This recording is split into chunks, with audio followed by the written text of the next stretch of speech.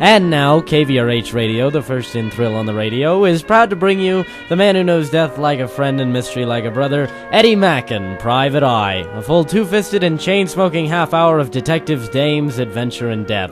Now we go into our program with tonight's adventure, A Dream Lost in the Night.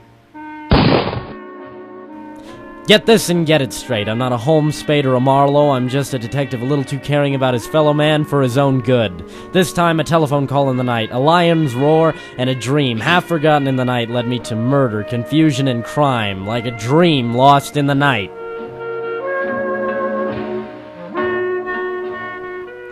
San Francisco is a bundle of streets and buildings, all crazy and winding, some to dead ends and others to open to other streets and even the ocean.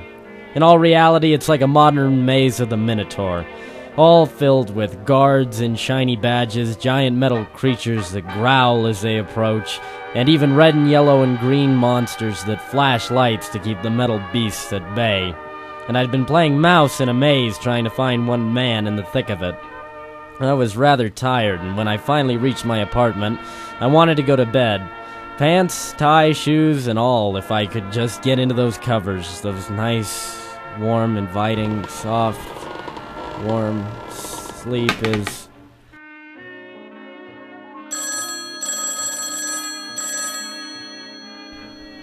No, sleep.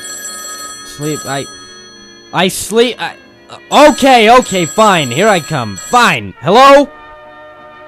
Is this Mr. Mackin? Yeah, very sleep-deprived, Mr. Mackin, but yeah. Mr. Mackin, I'm sorry, it's late, but I need help. Must you? Are you sure that you couldn't wait till tomorrow? No, Mr. Mackin, my life depends on this. It's vital that you help me. Really? Well, alright, what's the scoop? He's here. Beg pardon? He's waiting around my door. Oh! I blinked twice, set the phone down, marked it as a prank call, and crawled inside my covers once more. And slowly again, sleep slowly crept back over my eyes, and slowly I fell.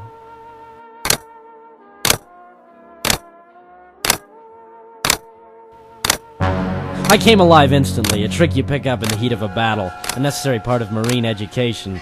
I had flipped off the covers, clicked on the lamp, and cocked my .38 snub nose by the time she sat down in the chair next to my nightstand. What in blazes, Mackin? Put that nasty thing away. Sorry, old habits. Last time someone woke me up, I almost got a Korean knife in the neck for not waking up fast enough. Oh my, aren't we just so tough? Now, while I'm still waking up, who are you exactly? Lillian Reynolds, but you can call me Lily.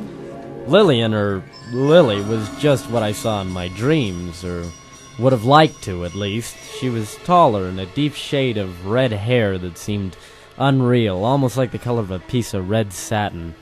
Her baby blues shone like headlights, with the light bouncing off the lamp next to my bed. She had small lips and mouth, half open, and her thin eyebrows raised high. She was gorgeous, the way only a street-smart girl can be. Her flowing black dress showed a little more than what the ratings commission would like in Hollywood, and the necklace that hung on her shoulder swayed back and forth with each breath. I was busy studying that face when I came back to Earth. You done staring, or do you need a few more minutes to compose yourself?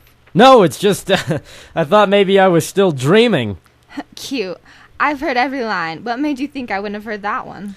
'Cause you've never been told that by a big, strong guy like me. Oh ho! The private dick with the flirty side. I like that. My flirty side? No, that you're a private dick. I prefer private eye, investigator or detective, but I guess I'm open all hours now. Say, how'd you get inside my apartment in the first place? You see that lock on that door? Yeah? I stuck a little toothpick and gum in the hole. Oh yeah? Turned it until it opened. Did you really? Then I sat down here and stared at a good-looking, real-life private eye who I was getting to like, just when he pulled a gun on me. That I didn't like. Is that so? Well, I'm sorry. That's okay, private dick. I. What? Forget it. Just... You hear that? Yeah, get out of the way! Oh! She dove right into me, and she literally dove into me. I dropped my .38 and fell back, Lillian falling on top of me in bed. She and I shared an awkward glance and both turned to watch as the door flew open to reveal Katie McKay pull herself into the room. She was carrying her grandmother's shotgun, a little thing they used to keep the prowlers away. She waved it in the air, pulled it tight to her shoulder, and squinted with one eye. Okay, hands up. You're not going to get the best of Eddie? The big bad private detective is as strong as I imagined. Katie, I can explain. Don't explain anything. Oh. I like it here. I like it a lot. Well, I'd like you to get off my lap. Oh, sorry. You're not moving. Very true. I was tired of being a gentleman, so I shoved her off of me. Hey! And I put on my shirt and threw a tie around my neck and jacket and tied my shoes in a jiffy and threw my hat on my head and ran out the door and after Katie. Lillian followed me a half step behind. Where do you think you're going? I want to hire you. Well, maybe I don't want to be hired. Katie! You stop right there, Mackin. I don't want to see you ever again. But you must help her. Katie, I don't even really know who she is. She just broke into my room and sat on my lap. Wait, who's her? Oh, believe me, Mr. Mackin, I know where she sat down. Kate, come on, don't be like that. I don't even like her. Evie Dobbs, she'll die if you don't help her. And hey, you don't like me? I didn't hear you complaining when I sat down. Eddie, how could you? Kate, let me I unbent my nose from the door that she slammed into my face and turned to my client, and she slouched up against the rail that ran down the corridor of the hallway. We'd followed Katie down to her room. Can we talk now? Fine, we can talk. We may as well. It's 2:30. I angered the only girl I really like. I've had a mysterious phone call. Now let's help old Evie. What else could I do tonight? Evie is the one who called you this morning. She's scared stiff and needs some help. How can I help? Well, she needs a private dick. Investigator, do you hear? Investigator, not dick! And why out of all the private dicks in this town does she need me? Because, Mr. Mackin, a dead man told her to go to you. We'll be right back to Eddie Mackin, Private Eye, in just a second. Do you dread bathing? Do you hate having to wash your hair? Do you spend countless minutes scrubbing and re-scrubbing your hair while you try to reach that shiny glimmer in your hair that you desire? I just can't get that shine. I just can't get that wonderful glimmer that I want so much. Well, I'm here to help. New Tulip Shine Shampoo and Soap, the new product of Asbestos Incorporated, is happy to bring you to the shelves. It's new, it's beautiful, it's made from natural ginseng and asbestos. It'll be the perfect addition to your bathroom necessities. Oh, hell, that is such a nice shine. It smells like an attic? Ew. Now back to Eddie Mackin, Private Eye.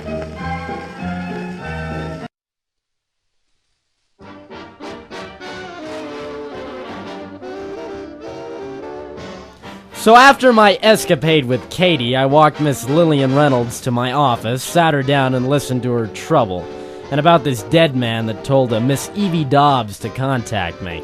That's just it, Mr. Mackin. She was told by a man she swore was Jack, told her to call you, and he'd be in touch. So, let me get this straight. A man named Jack Bannock told Miss Dobbs to call me. This is strange because Jack was killed a few years ago in an auto accident. Right. She's downstairs in my car if you want to talk to her. There's something fishy going on here. I don't like red herrings, so lay the cards on the table or get out. But I've told you everything I know. The person you really need to talk to is... The door swung open, revealing a young blonde girl, 18, maybe 20 at the most, stumble in and fall down on the ground. I sprinted around my desk and picked her up. I laid her down in the chair and let Lillian go to work on waking her up. I walked over to where she had fallen and picked up a small postcard that had fallen out of her purse. I picked it up and read, "Greetings from Benton, Kansas," on the back. "The Lord sees all, as do I. Death is only an opening eye. Signed, Jack Bannock." I set the card on the desk and picked up the girl. We'd better take her back to my place. We'll take my car. It's the violet two-tone on the corner. I set the girl in the back and got behind the wheel. As we drove down 23rd Street, the lady in the back started to wake up. Oh my. Where am I? You're in the back of my car, and this is Eddie Mackin, the private investigator you told me about. Oh, Mr. Mackin, is it really you? So far as I know, I'm the only Eddie Mackin around, so I guess that's right. Miss Reynolds here was telling me you're in trouble. About Jack, you mean? Yes, Evie. What's the story? Well, it's a long story, but the short version goes something like this. A few years ago, when I was still in high school, I met a boy whose car broke down on his way to Topeka. Kansas? Why, yes. Well, anyway, his car broke down in front of my parents' drugstore, and we helped as best as we could, but we had 2 flat tires and no spare, so we had to spend for a new one. His name was Jack Bannock. He stayed in our house for about 2 weeks when... Is it that the two of you fell in love? Well, sort of. That had come much later, though. I went with him to Topeka, and he did his magic show there. He was quite an amazing magician. That's very nice, but it doesn't give me a whole lot of information. Well, I became his assistant, and when he came to California to do his work, I came with him. It was about 2 years ago now that he came to stay with Lily. She owns the circus on the Bay side, you know. She put us up during his show, then on the last night, well... Jack was hit by a car. The driver was drunk, I guess. He died the next day, and Lily was nice enough to put me up. We struck up quite a friendship the last few years. Well, Jack was a friend of mine, and Evie needed somebody. It just seemed the right thing to do, and Evie turned out to be quite helpful with managing the circuit. She's quite a girl. Thanks, Miss Reynolds. But then, well, over the last 6 months, I began having these dreams of Jack. I'd say hallucinations, really. Well, anyway, I have had these dreams of Jack telling me to do things, like buy this car, or drink this type of drink, or even to hire you. I see. Well, here we are. I pulled up in front of a little 2-story house and hauled Evie out of the car. As we were moving up toward the door, I had Evie leaning on the banister up the front steps. Lillian screamed, "There he is, look!" Sure enough, a man in a suit and bow tie that was red and black sneered at the doorway and let out an evil laugh. He pointed a finger towards Evie and let out a frail gasp. "I can see all your sins, Evie." Evie collapsed, and I sprinted down the steps to chase the man. I ran after him and reached out to grab his cape flowing behind him. I reached for it and missed, as if it disappeared and crashed to the floor. I picked myself up off the curb and walked back to the house and walked up to the door and came inside. Evie lay in a pile in a chair, a nervous wreck. Lillian pulled me aside and said, "That was him, Eddie. That was Jack." I stared at her for a second and thought about all the reasons that a ghost couldn't be real. I got up and began walking around the old house. It looked like a horror house of mirrors filled with crooked pictures, cases that looked like caskets. I didn't like the place. It gave me the creeps. Then I saw it. It was a lion, laying like a kitten, happy in front of the fire. I gave Lillian a look. I used to be a lion tamer. This is Samoba, my last little. That's quite a kitten, and quite the house you got here. I walked over to Evie, who was lying in the chair. She was slowly coming to. Did you see him, Mr. Mackin? Call me Eddie, please. And yeah, I saw him. Can you give me anything that might help me? Perhaps this. Upstairs in my room, I keep a scrapbook. It's filled with all of these shows, pictures, posters, everything. I hope it helps.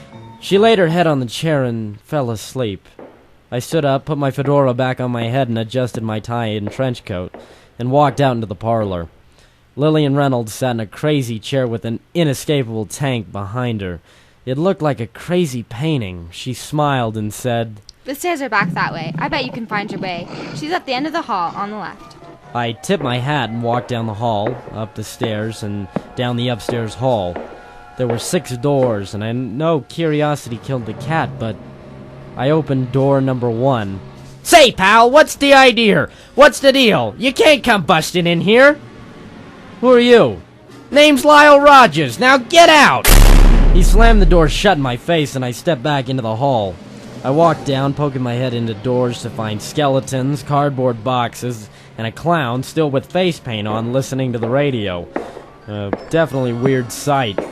I finally came to the end of the hall and opened Evie's door. The inside was the only normal room in the house. Green walls and peeling wallpaper filled the room. On the back wall, a giant poster of a man in a red suit and bow tie holding a magic wand and a top hat, no less, read, "Jack Bannock, the greatest magician of his time." I took a minute to look at the face. It gave me hope. This man had a scar down the right cheek, and the man I had seen tonight didn't. I went to dig for a scrapbook at the nightstand and found it at the bottom. I pulled it out, snapped on a lamp, and began to read. I flipped through the pages until one caught my eye. It was a picture with 3 men and a woman. One on the end was Jack Bannock, the second I hadn't seen before, and the last was Lyle Rogers. The woman was Lillian Reynolds, and Bannock's left arm was getting pretty friendly as Reynolds' right shoulder. I flipped through the pages until I found a playbook. I opened it and found a few names. Lillian Reynolds, the great lion tamer and ringleader. Jack Bannock, greatest magician of his time. Carl Douglas, the man of 1,000 voices, and Lyle Rogers, the man of 1,000 faces. I took the playbook, put it in my back pocket, and hid the picture in my hat and headed out. I walked to a door, the only door on the right. It showed a sliver of light. I pushed it open and found a man laying dead inside of the floor. I searched the man, who looked familiar, then I knew why. He was the man in the picture, and his wallet said his name was Carl Douglas, the man of 1,000 voices. He clenched something in his hand, though. It read, "Call E at 11. LR orders." I slipped that into my hat as well and headed back downstairs to find Lillian Reynolds bent over Evie, swabbing her face with a wet face cloth.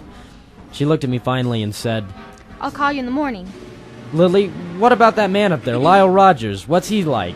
He's upstairs? I kicked him out 3 weeks ago. Why, he and Carl Douglas, I threw him out. I reached for my .38 and sprinted upstairs. I kicked open Lyle Rogers' door and found an empty room. It was dark, quiet, and damp. I flicked on a light when I felt it. When I came to, Lily was bent over me, my head in her lap. Hello there, Private Dick. I stood up fast and looked around. My hat lay next to me. I picked it up quick and checked the stuff that was still there, but the playbook was gone. I smiled a little and put my hat on. I walked over to the light and flicked it on. When it came on, I wasn't surprised to find Douglas laying on the bed, knife in his back. I went back downstairs, Lillian trailing behind me. I put in a call to homicide. The lion got up, walked over to Lillian, and brushed against her leg like a kitten.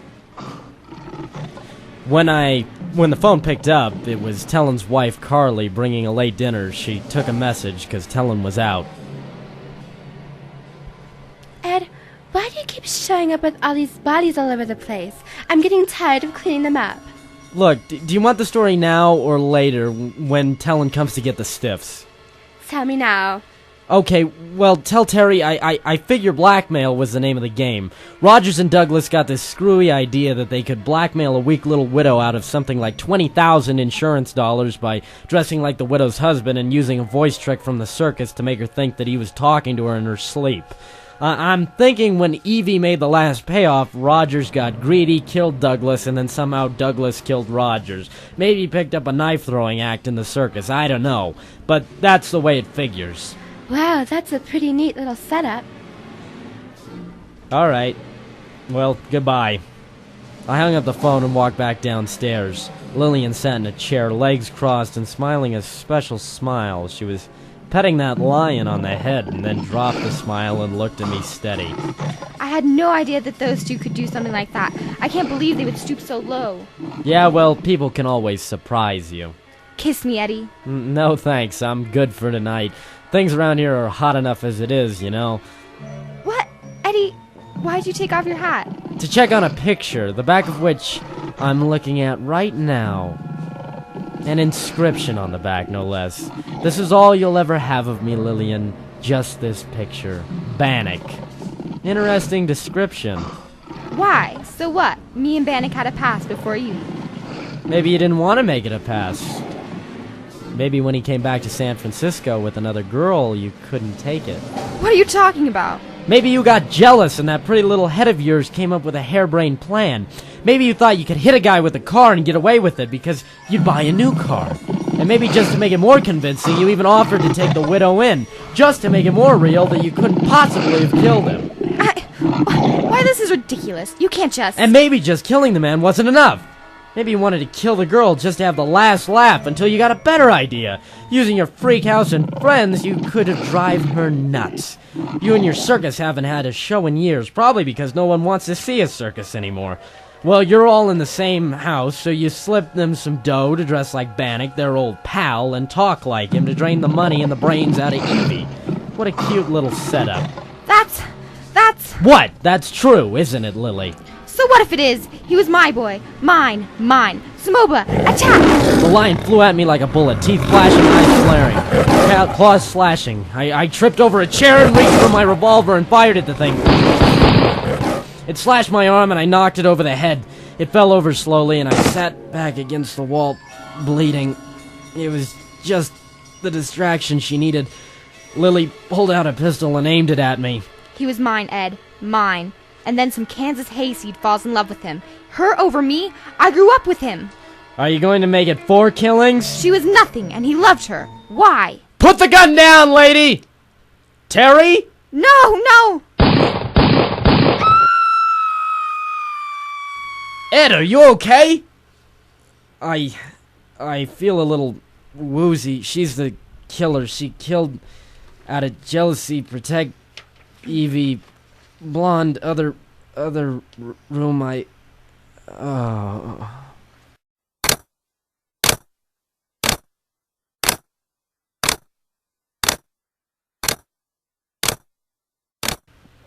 Eddie? My head. Kate? Eddie? Kate? That's right. Tellin told me the whole story. Oh, I'm so sorry about the way I acted, Eddie. It's just that... Yeah, Katie? It's just I don't want you to be with some other tramp. Oh, you really care about your tenants that much, huh? Well, not exactly my tenants, but maybe a couple. That's very kind of you, Katie. Eddie? Yeah? I think you're amazing. Thanks, Katie. I don't think you're that bad yourself. I think that I like...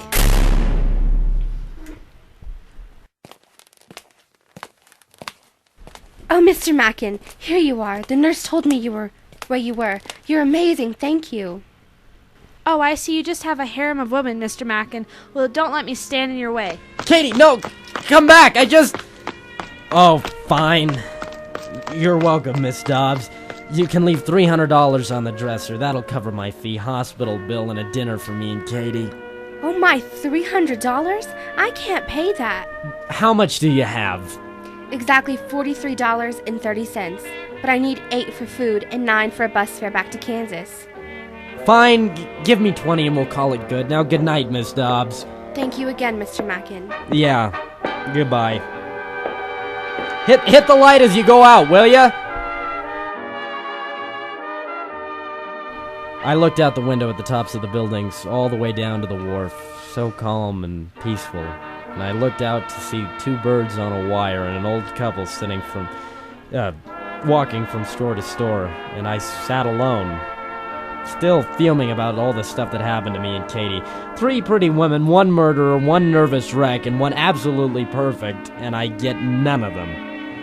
1 I had sent to the clink, the other back home, and the only one I really liked just walked out. Oh, well, I should probably stop talking to myself. I don't know about that, Eddie. Katie! Care about, huh? Oh, you big, wonderful private dick. Oh, no! Oh, no, not that!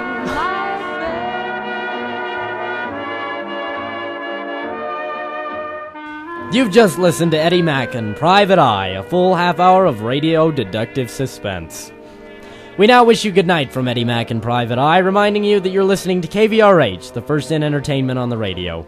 In tonight's cast were Avery Martinez as Eddie Mackin, Melissa Belmonte, Mackenzie Everett, and Sarah Wilson were also featured. Tune in next week at the same time on the Old Time Radio Story Hour to hear the next thrilling episode of Eddie Mackin, Private Eye. And now the Old Time Radio Story Hour continues on right after this.